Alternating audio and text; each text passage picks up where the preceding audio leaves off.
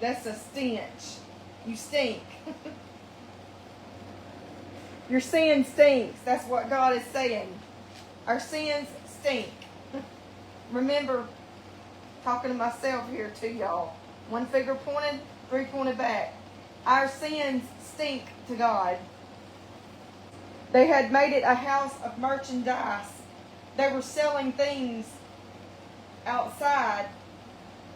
They were selling, the way that it kind of leads you to think they were maybe even selling more than just these sheep and oxen.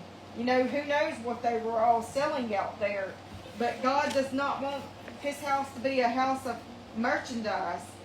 The Jews and the Israelites were supposed to raise their own animals